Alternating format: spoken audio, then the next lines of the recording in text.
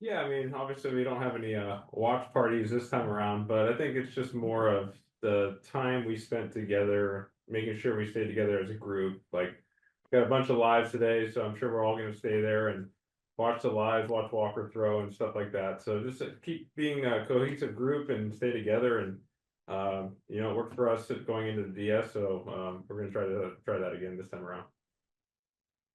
And then for you and just your ankle, how are you feeling and how valuable is this week for you just preparing for the World Series? Yeah, I mean, I think the word is valuable.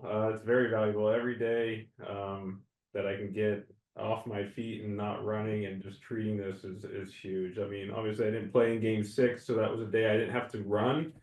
I can still hit, I can do all that kind of stuff. It's more of once I take that first run step a few days ago, that's when everything kind of just flares up in my ankle. So I'm now at 3 straight days of not running and just only treating it. So every day is going to be better. I mean, it's with all injuries, treatment and rest and time away from the initial injury is only going to be better. So we're just trying to do the best we can to get it into a spot that'll be ready to go on Friday. Thank you. Next question is from Dave Vassay. Go ahead, David. Hey, Freddie. Everybody's wondering what the biggest difference is this season than the past 2 seasons. I know every year is unique. And another part to that question is you've talked about just whoever gets hot makes a deep run like this. Does it feel like 21 with the Braves? Um, what's different, I mean, we did everything different going into the DS as a group of players. I think that's what's different from the last 2 years, obviously with the watch parties and just hanging out and making sure we're together. I don't know if you can really control baseball in the sense of doing anything different. I mean, we got hits with runners in scoring position, we pitched, and we did all that. That's what happened. But I would say when I look at the 21 Braves, we had Eddie Rosario hit 580 against the Dodgers, I think that year. And this in the NLCS, it was, I mean, obviously Tommy won the MVP, which was incredible, but you had Shohei, Mookie, everyone was kind of months and everyone was just hitting. So um I think we've just been playing really good baseball throughout the course. I mean, I think it was huge, like in Colorado, and we played the Padres before Colorado. It's just we had a lot of good things and good momentum leading into the playoffs. And I think we just kind of carried it over, and a lot of guys are swinging the bat well. Obviously, our bullpen's been amazing. Jack's thrown a couple great games. Yamamoto's been looking good. Walk looked great in New York. So a lot of things have just kind of come together for us to get to this point and be able to have these sweatshirts on. Thank you. Great Yep. sweatshirt. Next question is from Jack Harris. Go ahead, Jack. Hey, Freddie, do you just with the week off and the rest on the ankle, like do you have a sense of like how much it can progress by Friday, or is that something that once you get there, kind of just once you start running on it again, see how it Yeah, feels? I think it's more of, I mean, I feel pretty good walking, and I feel okay hitting, it's all the more movement stuff of running and stuff like that. But I wish I could give more definitive answers of what I will feel like on Friday. But I just don't have that because I've never sprained an ankle before. If I had broken a wrist and it was coming back from that, I could at least give you guys exactly how I feel and what I could look forward to. But right now I'm on my third day of not running, so I think every day, like today, I'll go through, I'll do Dino drills, I'll hit, I'll obviously have a full day of treatment. So, but I'm not gonna run because I want to get this thing as calmed down as I possibly can to have the best, give my best self and be ready to go by game 1. So, just trying to do the best I can. I wish I could give more definitive answers of what I would feel like in 3 days, but again, when you get hurt, I think every day away from that injury and every day you treat it, and it's only going to be better. So I'm hoping that these pretty much 6, 7 days that I will have off since I didn't play in the last one will be what I need to be able to go. Yeah. And then when you talk about, you guys having as many guys swinging the bat well right now as you do, is that something that's just like the randomness of baseball? Is there something that you're seeing team wide, whether it's approach or work, that kind of leads to that, or how do you Well, explain? our biggest thing that we harped on in that week before between the end of the season and the DS was hit the fastball, and we worked on hitting fastball, hitting velo, facing trajects, facing velo in the trajects in the cage, and I think that's kind of helped us because I think if you looked at the numbers of the last couple postseasons, we didn't hit the fastball like we did during the course of the regular season. So I think that was a big thing. And obviously Mania in game 6, that was in our hitters meeting, was take the fastball away from him. He loves the fastball. If you can get him down off the top, and try to take that fastball away from him, we would be in a good spot, and we were able to knock him out in the first couple innings. So I think it's just more of, approach and sticking to the plan. We've been sticking to the plan of what we've been talking about in the hitters meeting, and that's being on the fastball. Because if you're on the fastball, then you can be able to adjust off that. And I think we've just done really good about doing that and sticking to our approach and our plan. Thanks, Freddie. Yep. Next question's from Bill Plunkett. Go ahead, Bill. Yeah, Freddie, I'm on my 300th day of not running. It really does help the ankles. How difficult was it to sit and watch when you weren't in the lineup the other day? What have those conversations with Dave been like? Yeah, so I kind of knew on the off day going into game 6 that I wasn't going to be playing. It's just kind of how I was feeling in game 5. Usually I can get back then, like a week or so ago, I could get through 4 or 5 innings before I was having trouble walking. And obviously in game 5, it started happening pretty much right after my first at bat. So it was just kind of progressing to making it really hard for me to get through a game. So with the position we were in, and hopefully being able to win on game 6, that's what we were obviously hoping for, that it would give me the best opportunity with that rest to be ready for game 1. Obviously as a competitor and, being with the guys all regular season, you want to be on the field with them, but you also have to understand, and believe me, when I walk through those front doors of our clubhouse, everything gets checked at the door, and all I want to do is win. And I'm obviously compromised with my ankle, so if I'm not in the lineup on that day, that means the best option is with our guys, and I have the most confidence. I mean, you've seen I haven't played 3 games, and I think they're averaging about 9 runs a game without me in there. So I have great confidence in everybody, but they just wanted me to rest up and get ready for game 1. And luckily, the group of guys that we have, the depth, Muncy being able to play multiple positions, we have so many guys that can bounce around. And obviously guys are swinging the bat great. So yeah, it was tough, but I think it was just better off for the situation with my ankle, was to hopefully win that game and give me more time off than trying to gut through another game. You mentioned the preparing for the fastball. How much of the game planning has been about not chasing and plate discipline? Because you guys walked 46 times in that NLCS. And I think that's being on the fastball. If you're on the fastball in the top of the zone or in your lane that you're looking, then you'll be able to check off other pitches. I think with Mania, we were like the righties were looking up and closer to be able to lay off the changeup down and away. So it's more about, like, you can talk about approaches and hitters meetings like we do all the time, but I think the key is applying that in the game, and I think that's what we've been doing so good. We've been on the fastball, but in a certain lane, either it be hunt it closer, hunt it up, hunt it middle, hunt it up and away to make you not swing at cutters and sliders in, go up against certain players so you don't have to swing at the changeups below the zone. That's just what we talk about daily in the hitters meetings, and we've just been applying it really, really well in games and sticking to our plans. And baseball, I mean, you can really break it down. It's just hitting it and catching it and throwing it.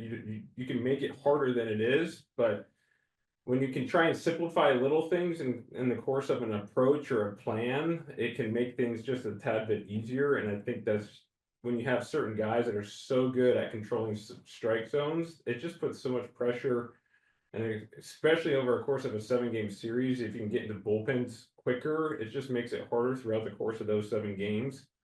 And that's what I thought we did a heck of a job against the Mets, is controlling that strike zone, getting into bullpens early in the series to really set up, different matchups. And it's just when you can get a guy on base every single inning, it felt like that's what we were doing. It's just harder. It's more stressful pitches, more stressful innings.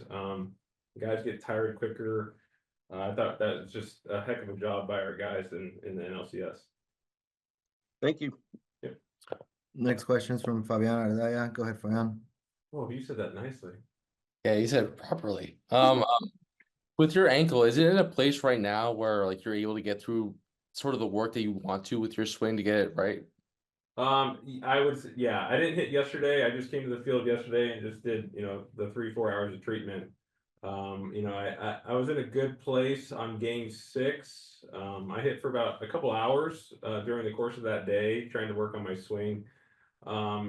It's just tough, I kind of roll on my front foot when I hit, and it's not able to roll right now. So it's more of just trying to work through that and trying to find a spot where I can. And walking into the field today, I obviously feel better than I did a couple days ago. So I feel like I'm in a good spot to be able to work on my swing today and work hard, and hopefully be able to do that next couple days to give myself a great chance on game 1.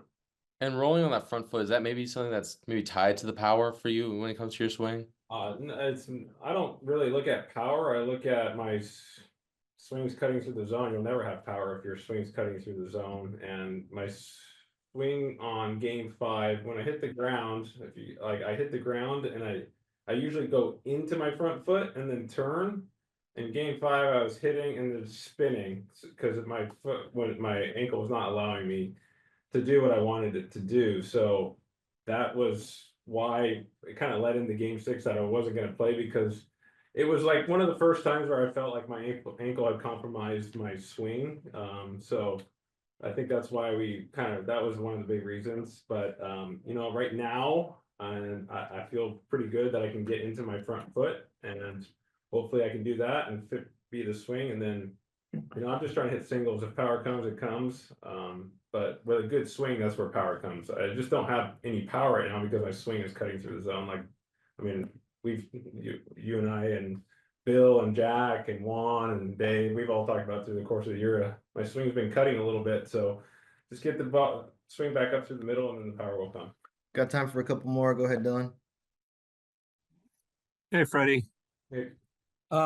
Is that a question about Mookie? Obviously when he came back, there were some changes, in terms of his place in the batting order, got moved out of his customary leadoff spot. He went back right from shortstop back to right field. The fact that he kind of did this so graciously and kind of not made it an issue, I guess, A, what did that tell you about him? And B, what kind of impact do you think that's had in kind of the clubhouse culture that you guys have now? Yeah, I think you saw it a little bit last year, him going to second base and going back and forth in right field. It's just a player and a person who will do anything to win. And I think you've seen that over the course of his 5 years here. He'll do anything to win. And when that kind of thing that happened in spring training, moving Gavin back to second and him moving to short, that's just who he is. It makes us, every time I say it's just Mookie Betts, the man can do anything he wants. He's one of the best athletes I've ever seen on a field. He's one of the only people that could probably do what he has done throughout the course of the year. And when you have a bunch of people who don't worry about the name on their back, and all they care about is the name on the front, and that's kind of what we have in this clubhouse, a lot of guys that are like that. It brings everybody together because it shows that everyone's just trying to do everything they can possibly to win a ball game. And we saw it early on in spring training with Mookie, and throughout the course of the year, you just see arguably top 3, maybe, you got Shohei, Aaron, and Juan, and Mookie just doing everything he possibly can to be the best version of himself at shortstop. That just shows the character of that player, and it just carries over to the rest of the team. And when you have someone who's so unselfish like he is, it makes everybody around you that much better. Last one's from Beth Harris. Go ahead, Beth. Hey, Freddie, even with the days off here for you, do you anticipate that it could come down to just literally a game time decision for Friday, whether you could start or not? Right now, I'm not really thinking about game time decisions. I think with this time off, it's going to be a 100% go for me on game 1, and we'll adjust off of that after game 1. But I don't think there's any question in anybody's mind that I will be in the lineup for game 1. Hey, Dave. I saw that MLB announced that the game 1 starter is going to be Jack Flaherty. So one, I guess, congratulations on kind of just that decision. But what does that mean for the team, and what led to that decision? I think, obviously, Jack's been really good for us. That last start was standing. Yamamoto will start game 2. And I think if you're looking at kind of both those pitchers and what the potential World Series could look like, just giving both those guys the best opportunity to participate, to pitch, and put them in the best spots possible, as far as days of rest and things like that. When you think about just what you've learned about Jack and his time in Dodger Blue and really how you saw him handle game 1 of the NLCS, what is it about just his performance, his composure on the mound, the intensity, all of that you like about how he can set the tone in game 1 of this series? Well, I think that, it's been good. Obviously, the experience, the way to kind of navigate an outing. He's seen it all. And, even looking at his last start in New York, I think that, self-admitted that certain parts of that game sped up on him. And I think that's a lesson to be learned. And so I think that with Jack, the experience, that's another experience moment for him that I think that can kind of help him in this series right now. So I think that, we got through it, we weathered it. No pun intended. I think he's healthy now. And he'll spit out a good one on Friday.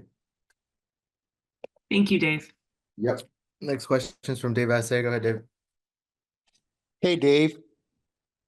I was wondering what the chances are of Vesia and Gratterall being part of your bullpen in the World Series, and also just another part of that question to your bullpen. When did you start to realize they had that identity of the self-proclaimed dogs out there? Yeah, it was certainly self-proclaimed. I don't know who kind of initiated that, but I couldn't agree more with it. I absolutely feel that these guys are dogs.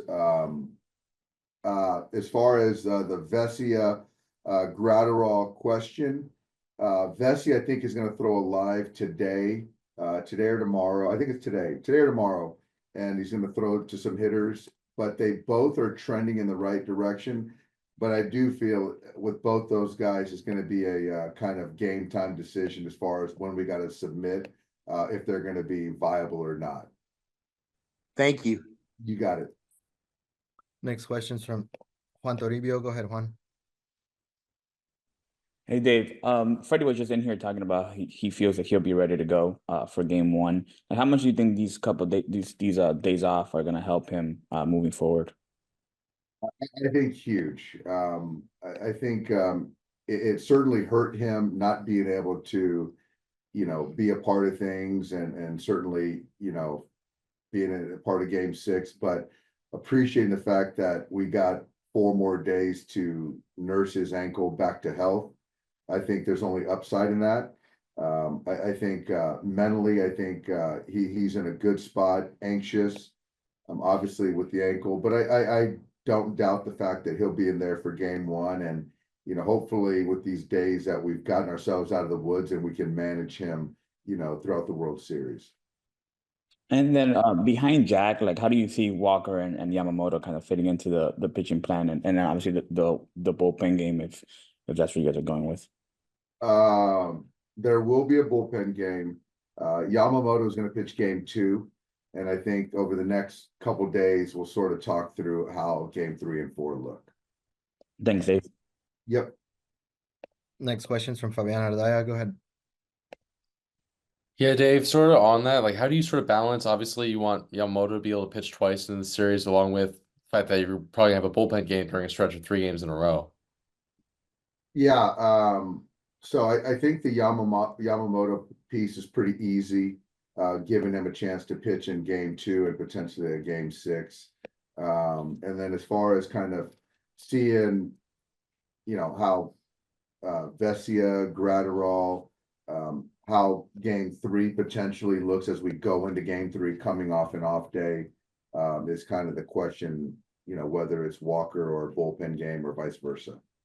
And then with Best Freddie, like what do you want to see from his swing just in the next couple days? Just sort of know that he's like in a good spot. Obviously, not just being healthy enough to be out there, but that his swing is back in a good enough spot for you guys. Actually, before game 6, we had a workout and I thought his swing was trending in the right direction.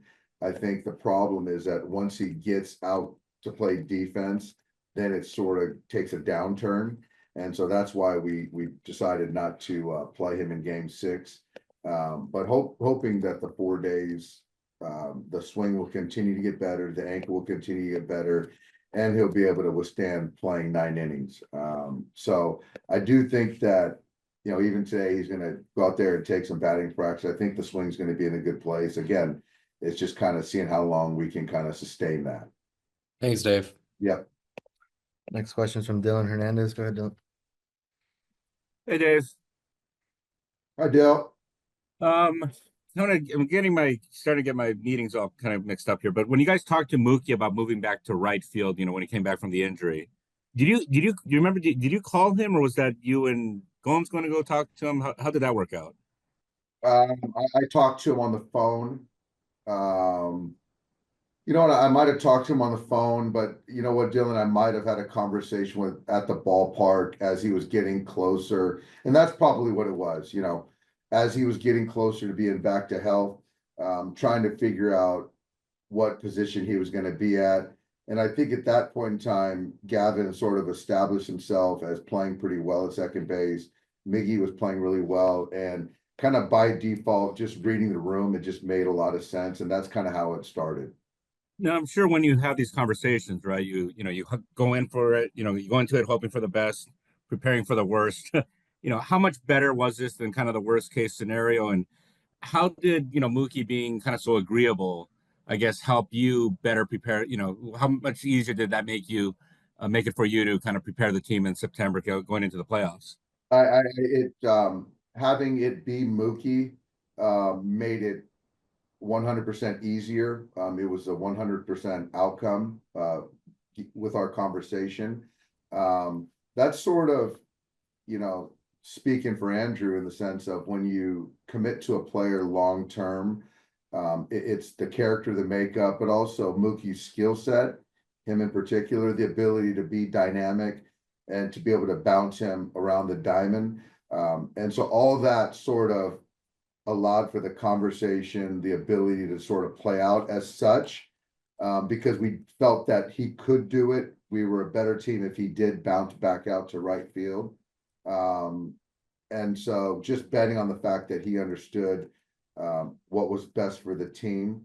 And, even Freddie, just to be able to bounce from third or to fourth, things like that. You have high character guys that really bought in. And to your question, now when guys like that do it, everyone else, has to fall in line as far as whatever roles, wherever they hit in the order, if they play or start or don't start. Thank you. Yep. Next question is from Bill Plinkett. Go ahead, Bill. Hey, Dave, with Vesia and Gratterall, is Gratterall throwing to hitters? He is not going to throw to hitters, but he's going to throw a pen, I think, tomorrow. Fair to say Vesia is more likely then to be on the roster? I would say Vesia is more likely, but we're going to, push it as far as we can. And, it'll be a final kind of Friday morning situation where we got to make a decision on those two guys. And what about Miguel Rojas? Where's his status going to be? I think Miggy Rowe is sort of with those guys. I mean, and I don't really know a percentage, but I do know that, I really feel that it was the right decision not having him on the CS, given his health. He's made some strides. I know he's going to do everything he can to be on the World Series roster, but we still got to be certain that he can run, he can defend the way he can defend. So I'm hopeful, but not certain right now. And all the attention for this series is on, the big name stars on both teams. But we just saw Tommy Edman win the LCS MVP. How, can the supporting cast be the decisive factors? I think so. Yeah. I mean, obviously as you said, Tommy proved that can be the case. It seems like the Stars were getting on base, and Tommy had the ability to drive those runs in with some big hits. And I think in big series, that's a lot of times how it plays out, where managers, pitchers are more reluctant to let the Stars beat them. And it sometimes plays out that way. But like you said, Bill, there's going to be plenty of star power on the field this series. Thank you, Dave. Yeah. Next question is from David Lennon. Go ahead, David. Hey, Dave. A number of the high-profile Yankees you don't have a ton of experience with, just because you guys haven't crossed paths very often, with the exception of Juan Soto, being in the same league with him for a while and in the same division. Do you think, Dave, that being in that environment he's in now with the Yankees, with Judge, contract here, that he actually has the potential to be a more dangerous hitter than you may have seen in the past? I hope he can't be more dangerous than he was in the ALCS. We've seen him obviously a lot. Saw him in the postseason with the Nats, and he killed us then. So guys like him, they just love the big stage, the big moment, and you just got to hope that keep guys off base when he gets up. Thank you, Dave. Yep. Next question's from Eric Steven. Go ahead, Eric. Dave, just checking in on Gavin Lux. How's his hip doing, and do you sort of expect him to be in there for game one? I do, Eric. I expect him to be in there. I think we did a good job of trying to pick our spots to get him in there, to get a pinch hit here or there, but not to kind of regress with the hamstring, the hip flexor. So I do think that, with these days off, come Friday, he'll be a full go. And I know you guys still have obviously another series to play, but there's only like 3 guys who've won 4 pennants in their first 9 years since 1900. Sparky Anderson and Frank Chance and you. I was just wondering, you ever get a chance to sort of reflect on what you've sort of accomplished to this point? You know what, Eric? I don't do a good job. I got to research Frank Chance. I had a chance to meet Sparky Anderson when I was a minor league player with the Tigers back in the day. And so I guess just being fortunate, Eric, and the more you start hearing some Hall of Famers and being in that same conversation, it's mind blowing. Thanks. Yep. Got time for a couple more. Go ahead, Megan. Hey, Dave. What has Teoscar meant to this team with his impact in the lineup and in the clubhouse? And what is it like to see a veteran like him finally get his chance at the World Series? He's meant a lot. I think Teoscar, the one thing about him is the consistency. Consistency of how he approaches a game, how he approaches sort of life. He's very easygoing, extremely competitive, and I give him a lot of credit because I say this a lot. He left money on the table to sign with the Dodgers, and he wanted a chance to be around some of the best players in the game and learn from these guys. And so he's always, since day one of spring training, he's watched Shohei, Freddie, Mookie really intently and taking things from those guys to kind of enhance his game. But he's another guy that just loves the big moment, the spotlight, and he came up with some big hits in Game 6 for us, and has done all year. But he's been certainly very additive for our organization. And what has the team approach been at the plate that has resulted in success with both the small ball and the long ball in this postseason run? I think it's been a collective, approach to scoring runs, to creating stress. If it calls for getting a bunt down, stealing a base, getting a guy over, hitting to the opposite field. But I think at the crux, it's controlling the strike zone and, scaring pitchers out of the strike zone when they throw it over the plate. Try to hit it hard somewhere, and if they don't, then take your 90 feet. Thanks, Dave. Yep. Next question is from Bob Nightingale. Go ahead, Bob. Hey Dave, I was wondering how well do you know Aaron Boone, and have you guys talked about the difficulty and challenge of all the pressure of managing in LA and managing in New York? So Aaron and I have a good history. We played against each other in college. He went to SC, I went to UCLA. We've got a lot of mutual friends. We sort of have similar circles. I know that we talked before he got the Yankees job, and so we have a very good relationship. During the season, we talked a little bit. I think we talked a little bit when we played him this summer. Haven't reached out in the postseason either way. So we'll catch up on Friday though. It's going to be exciting. And you guys ever talked about, your big stolen base for the Red Sox and his big home run for the Yankees? You know what? We don't, because yeah, so I would probably give him a lot of grief if he brought up that homer to beat the Sox, and he would return the favor to me if I brought up the stolen base. So we don't talk about that very often, but I do think it's very cool that, we played against each other in college, and now as college rivals. And then now, you could just see that this rivalry with the Dodgers and the Yankees, it's pretty special, goes way back. And so now we're doing it again, opposing one another. So it's a pretty good story. Thanks so much, Dave. Yeah. All right, last one's from Steve Henson. Go ahead. Yeah, hey Dave. So Bob just alluded to that, but that was 30 plus years ago that you and Aaron competed against each other in college. You were both, I think, 19 years old when the first time you got UCLA and USC played. What do you remember about those games? And were you friends off the field, or didn't Bruins and Trojans mingle back then? No, we weren't friends. I think at that point in time, I didn't care too much for him.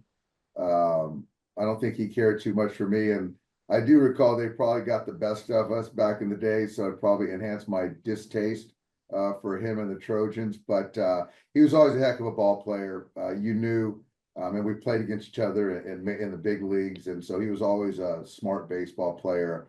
Obviously, great pedigree. So you knew he was going to be in the game for a long time, and just couldn't be more excited for him. Well, how cool is it that 30 years later, you guys are veteran managers facing each other in the World Series? Yeah, it's really cool. I just wish Coach Gillespie was still around. That'd be great. I know my coach, Coach Adams, still here, but yeah, that would have been a great moment. It's pretty remarkable. Hey Max, how are you? Thanks for doing this. As you face the same relievers in a postseason series more and more, do you think that helps you? And also, are you and other hitters using the trajectory machine to get ready for the variety of relievers that can come in? At this point in the season, facing the same guy, I wouldn't necessarily, say it gives you an advantage, because, you can obviously attack people multiple different ways, but, there is a little bit of an advantage to seeing just how the stuff plays. For example, you take Edwin Diaz from the Mets. He has a fastball that has a lot of vertical movement to it. It feels like it's going up all the time, and so the more you see that, the more you know what it feels like. But then he can also just drop the slider in underneath at any time. So it doesn't really help you out in terms of hitting, but it does give you an advantage in terms of seeing the ball. And the trajectory is awesome. It allows you to see a pitcher's motion, but there's only so much it can do to actually simulate what the ball feels like coming in. Thank you. Next question is from Dylan Hernandez. Go ahead, Dylan. Hey Max, just asking Freddie about this too, but with Mookie, we kind of saw him after he came back from the injury move out of his customary leadoff spot. He went back from going to short back to right field. When one of your superstars kind of is that like flexible, what does that kind of do for clubhouse culture and maybe help you guys create the environment that you guys have right now?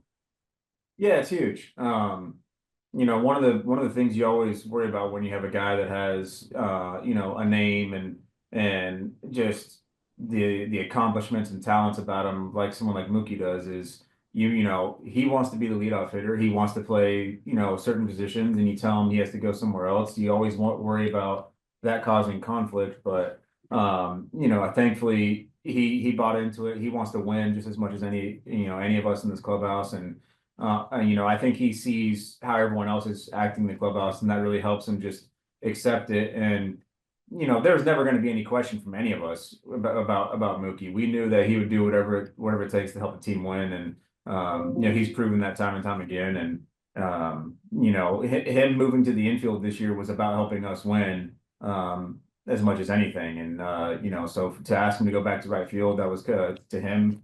He felt like that helped us put us in the best spot to win, and that was a no-brainer in his mind. Thank you.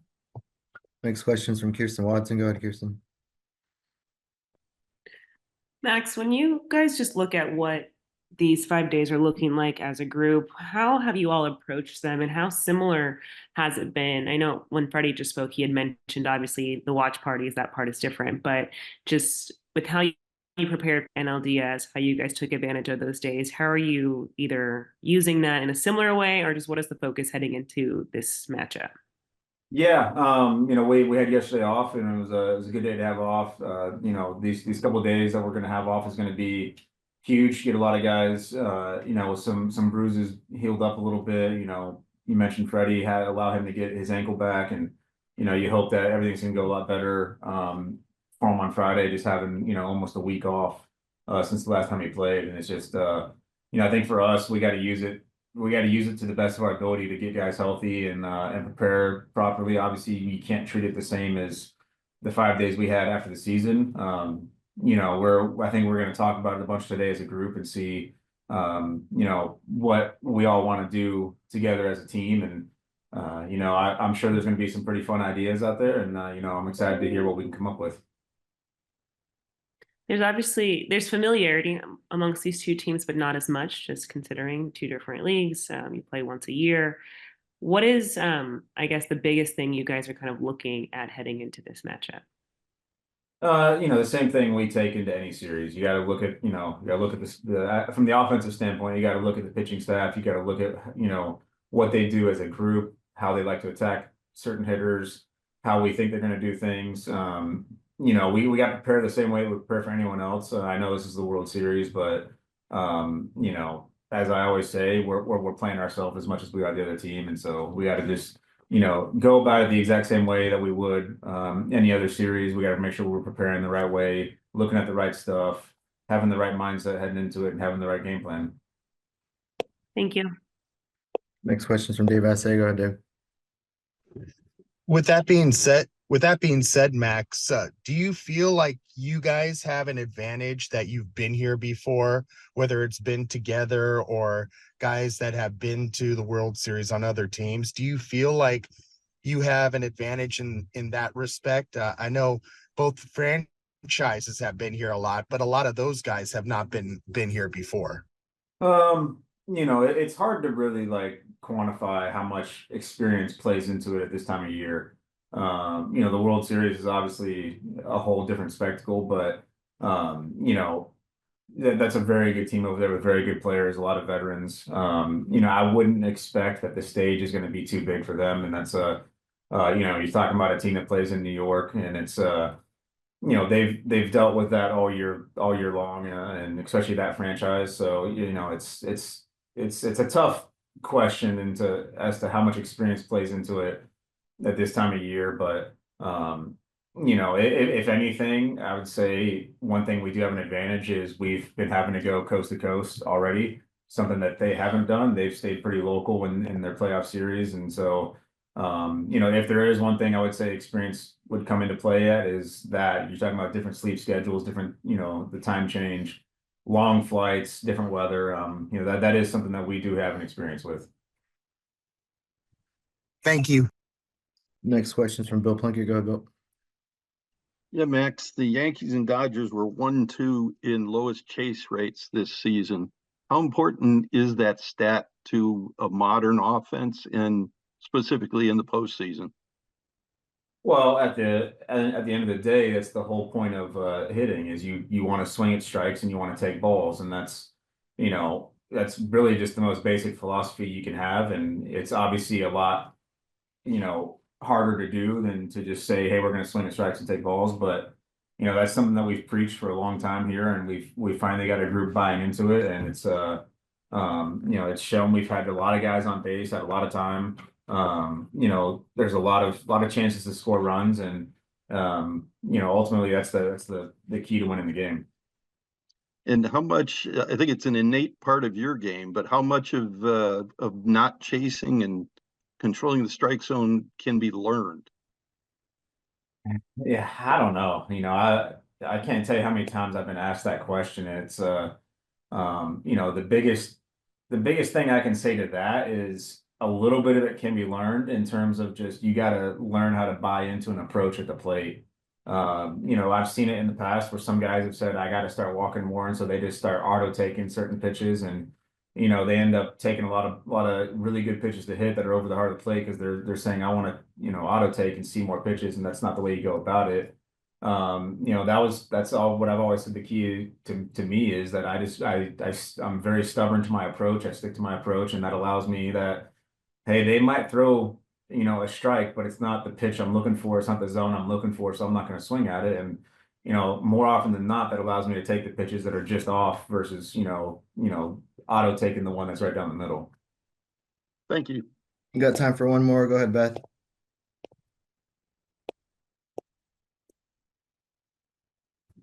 Hey, Max, what kind of lift do you think you guys will get from having Freddie back in the lineup? I mean, you're talking about one of the most consistent hitters over the last, 10, 12 years, 14 years, however long it's been for Freddie. It's 300 every year. It's a ton of doubles, a bunch of home runs, drives in 100 runs. You're just talking about an absolute complete player on the offensive side. And to get him back, to have that in the lineup, just add that depth. And, on top of that, the key hits that he's had, the clutch hits that he's had in his career at this time of year, it's you can't really quantify how valuable that is, and we know how valuable he is to us, so we're excited to have him back. Hey, Jack, I know you've already had some special moments wearing this uniform, but what does it mean to you to be able to start game one of the World Series for the Dodgers? Means I get to pitch first. Be fun, be exciting, and I'm looking forward to it. Looking forward to Friday. There's no bigger stage than this, and it's what we all wanted as kids, and the position we wanted to be in. So it's yeah, I don't really have any words for it. I'm just looking forward to Friday. Hey, Jack, you've known Tommy Edman a long time. LA, I think, just got introduced to him. What makes him so special of a player, and what makes him so special for this team and a great fit? Man, Tommy's a dog, and he always has been since he came up when we were in St. Louis, and what he was able to do in 2019, filling in. He filled in at second, third. It didn't matter, and he was unbelievable defensively, and then the bat came along as well, and he could, puts really good at bats together. He does it from the left side and the right side, and then they started moving him around even more, put him in center field, and he excelled there, and then he excelled at short too. So it didn't matter where he played. He was probably the best defensive second baseman that I've played with. Won a Gold Glove there, and then has just continued no matter where you have put him to be unbelievable. He's an unbelievable short, unbelievable in center. And then he just, the dude works really hard, and he's really versatile. He does a lot of things, and it's something that I think every ball club would like to have. Next question is from Kirsten Watson. Go ahead, Kirsten. Jack, I know we talked about just your last outing in the NLDS and just some of the frustrations and kind of not making the adjustments as quick as you'd wanted to. How do you just approach going into this matchup against the Yankees, and kind of what adjustments have you been able to make, and kind of things you're working on this week preparing for it? Yeah, I mean, kind of like you would any other start during the regular season. I keep that same, kind of work ethic and same approach to everything that I do during the season. And for me, every game during the season is the biggest game of the year. So it doesn't change going into the playoffs and going into the World Series, and the mindset stays the same. the adjustments start to start and pitch to pitch are always a little different between starts. Some you gotta tweak a little bit, some tweak a little bit more, but it's not, you don't have to reinvent everything. It's just figuring out what those small adjustments are and what they might be, and you know, these couple days off to dive into some things and look at it been good. And it's just yeah, it's about figuring it out and keeping the same approach that we have all year. I know that you started this year in the American League with the Tigers, and with talking to some of the other guys earlier today, there's obviously familiarity with the Yankees just because of the big names on the team. But what is just your kind of familiarity, and did you have any earlier this year facing them? Yeah, I didn't get to face them. We went to New York, watched with Detroit and watched them go at them and face them. And you know, it's a really good team. You know, when you end up at this point, there's 2 teams left. I mean, really towards the end of the playoffs, every team you face you're going to get everybody's best shot. So it's one of those things that you look forward to, and you gotta look forward to facing, you know, the best of the best that are out there. And you know, they've got some guys that have been studs for a really long time, and guys who have continued to do it and are just they're really damn good. And there's not much more to it than that. It's just going to be an incredible matchup. Thank you. Next question's from Juan Toribio. Go ahead. Hey, Jack, you've kind of talked about how the deadline was just kind of like a big waiting game for you.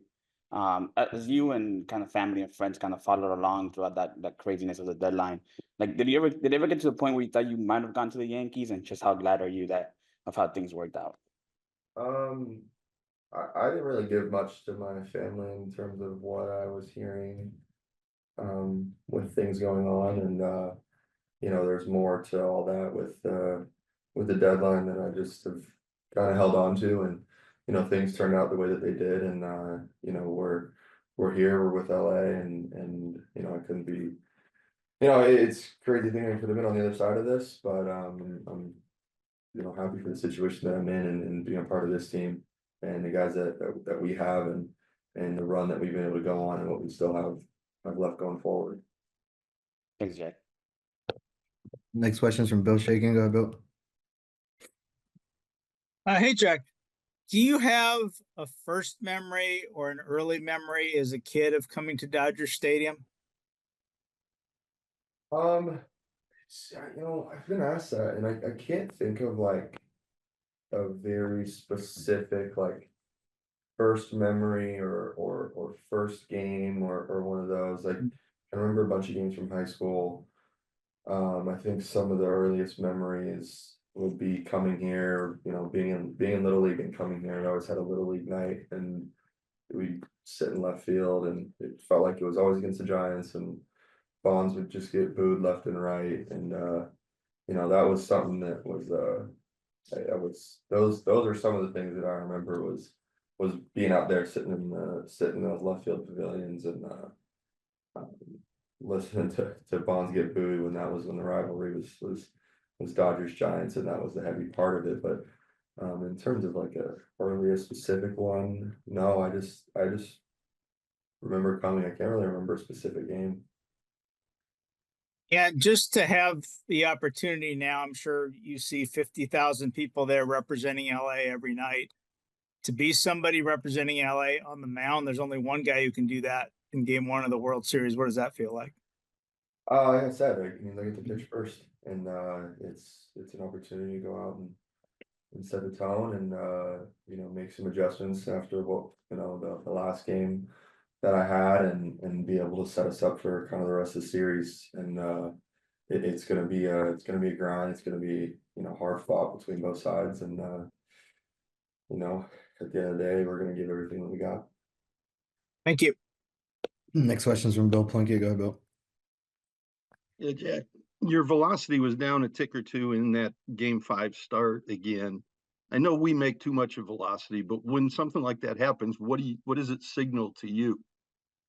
Usually it's just timing. It's usually just timing, and I think going throughout this year, I've had some starts go like that, where it's kind of up and down, I was able to make corrections going to the next one.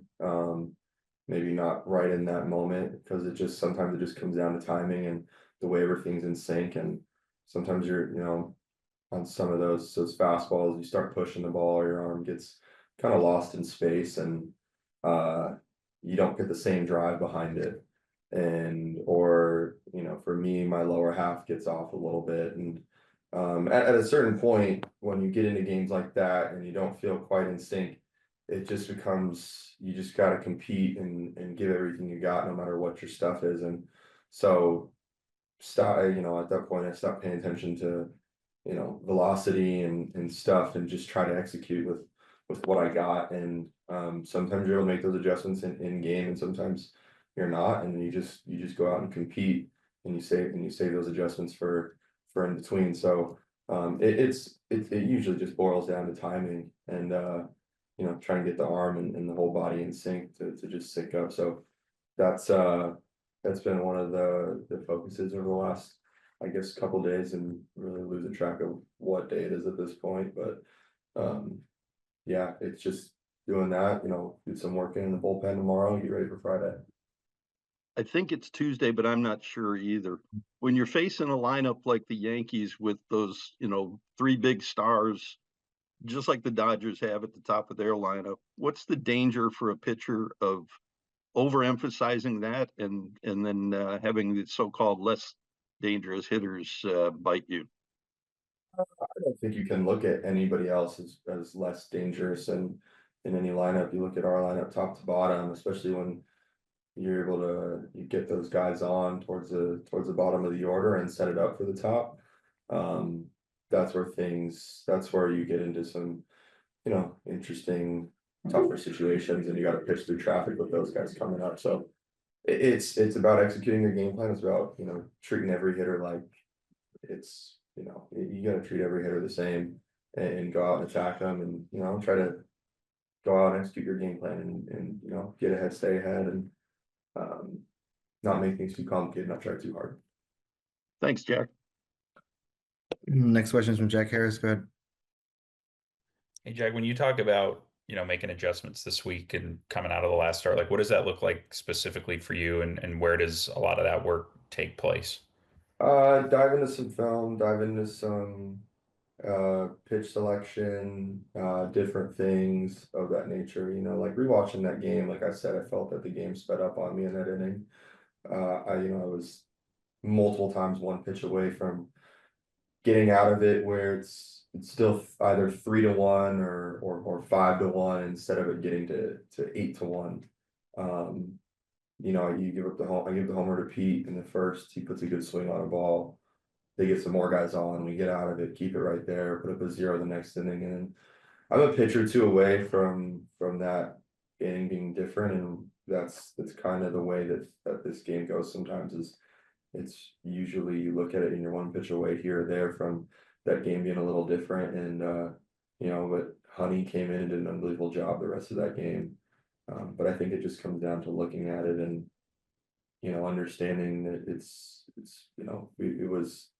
it was right there, and if we can control a couple more things, then be in a little bit of a better spot. And then, like, going into the start like this, like, do you take time at all to just kind of reflect on, how different things are for you compared to probably where you were at this time last year, just going from, the changes you talked about wanting to make last off season to now pitching game one of a World Series? Yeah, I had somebody text me that the other day, say, what a difference a year makes, and thinking about, how last year went, and, being at home and watching the World Series versus being in this situation now, and, the year that I was able to have, and, turn into a bounce back and execute better and just do a lot of things better. And it comes down to hard work, and the more you work and the more you stay disciplined, things seem to come your way. Thank you. Got time for one more. Go ahead, Carrie. And you got them all. And Jack, so much has happened for you in the last 2.5 months. You're pitching in front of your hometown team, you're pitching in the NLDS and the NLCS and now the World Series. How are you able to kind of micro focus on the moment and get away from all the noise that surrounds all of that? There's big people around you. and I've been very lucky to have that. For my family, for my mom, my brother, my close friends. That group has been my rock and my foundation for a very, very long time. And I'm really lucky to have them in my life and, you know, be able to call some people family and pick up the phone, talk to them whenever. But, you know, they